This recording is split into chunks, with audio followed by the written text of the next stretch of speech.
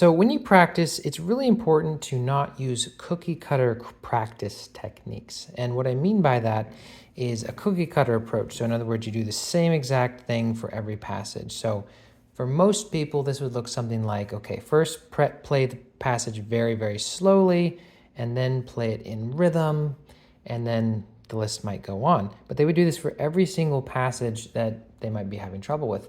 But the reason why this is actually not a great way to practice is that every single passage is going to have different and varied complexities and different reasons for why we might be having trouble. So for instance, take this passage from the middle section of the Revolutionary Etude. We have this left-hand part.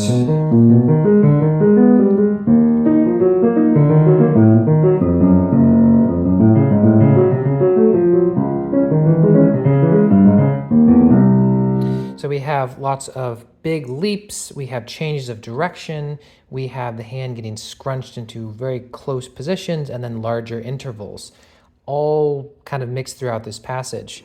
So what most people would do is they would say, okay, first I'm going to practice this very slowly. Okay, once they do that, then they'd say, okay, now I'm going to practice it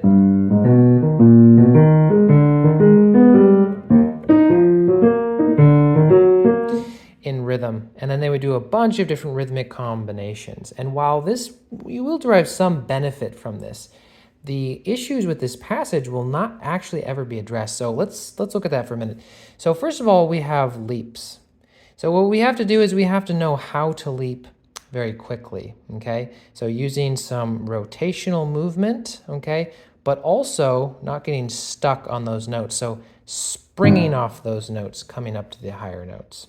Okay, but the rest of the intricacy of this passage has to do with the fact that we have lots of changes of direction. So I start low, I start down here, and I go up, and then I go down, and then up, and then down, and then up, then down, and then up again, and then leap, and then I go, so I start on this high note, and I go down, and I go up, and then I have to leap down, and then leap down. Now this is actually really, really challenging.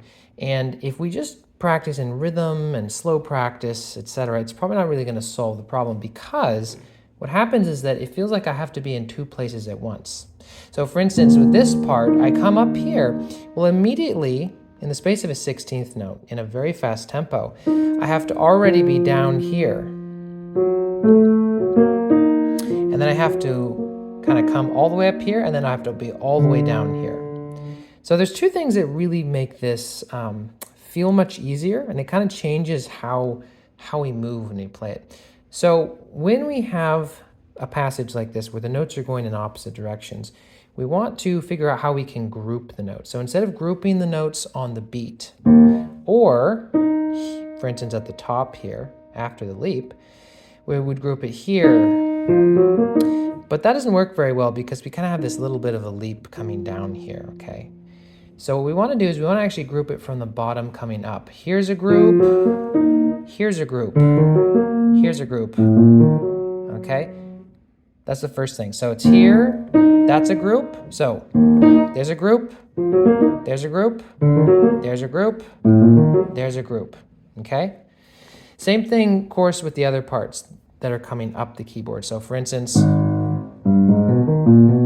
we have the same thing. So it goes up, then we have to come back down. Now this can get really scrunchy in your hand because I'm going from thumb on D sharp to my fifth finger on A sharp. And that can feel a little bit crunchy.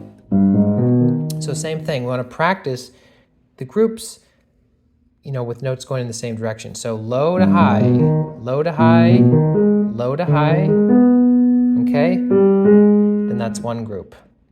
And then that goes to the next part, okay? The next thing that we need to do is we need to figure out how to move. So for instance, here, I leap to this position and I use a little bit of a shaping motion here. So a little bit of a circle. Now here, when I do this, I'm traveling in the direction of this note, okay? So here I go a little bit of a shaping motion, circle. You see that little bit of a circle motion? And then here, as soon as I play my second finger, I'm actually traveling down to that low note. And then I leap back to this top note and I go right here. And I'm almost kind of playing and leaping to those low notes, but again, there's a little bit of a circle motion, okay?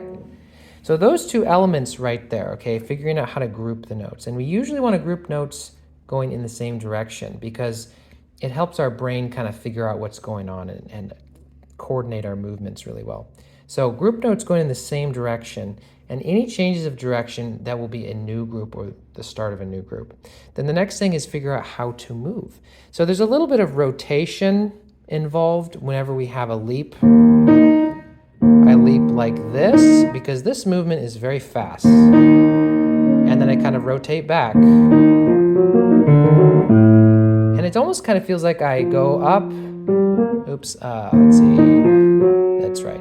So I'm actually going to start low and I'm going to go. And it almost feels like I almost throw my hand down. But there's a little bit of that sort of circular motion. And that really helps with the changes of direction too. Because anytime I have changes of direction, there's going to be, accelerating my arm sideways and then stopping it.